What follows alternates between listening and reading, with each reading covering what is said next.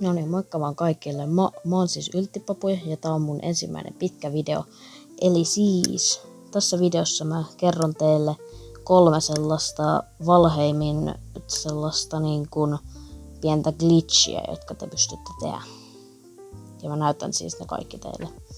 Joten mennään videon pariin. Tästä tulee siis ensimmäinen glitchi, eli siis tää on sellainen, että te pystytte laittaa laivan maalle, vaikka normaalisti se ei ole mahdollista. Mutta se glitchi siis toimii tälleen, että laitetaan tuosta 2 työpöytä tohon. Noin. Ja sitten otetaan tuolta tää laiva, otetaan tää karve, niin jos sä lähdet juoksemaan ja sitten pistät sen kun sä juokset ja sä pystyt laittamaan sen maalle tolleen.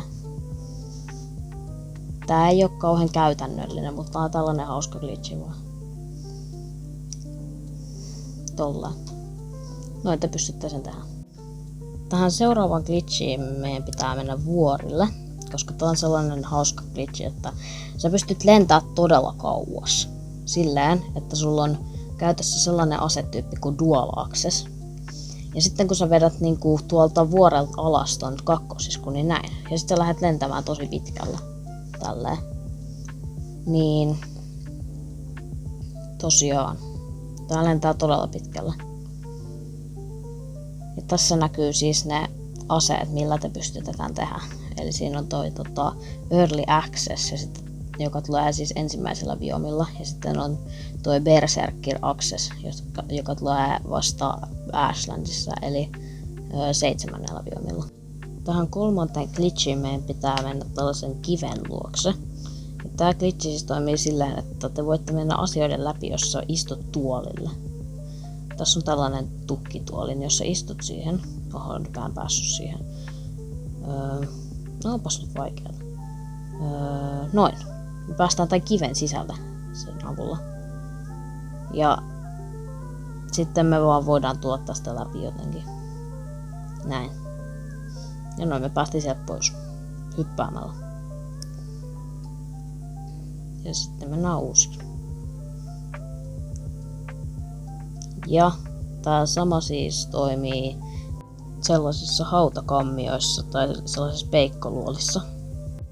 Joo, niin ne toimii tällaisissa.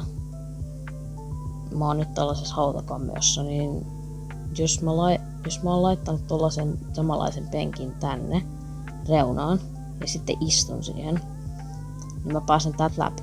Ja tässä on sellainen pikku twisti, että jos mä tipun täältä, niin mä tipun täysin samaan kohtaan. Tuolla alhaalla on siis se normaali maailma.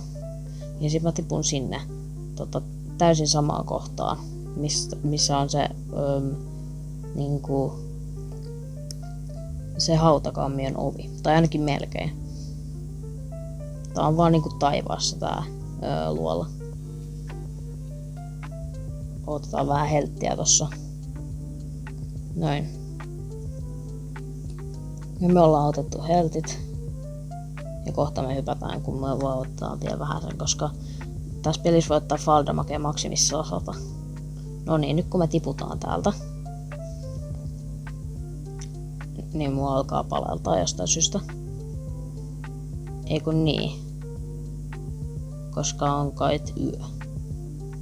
Sitten me tiputaan täältä tämän vihreän puun läpi. Ja sitten me tiputaan maahan ja otetaan 100 damagea.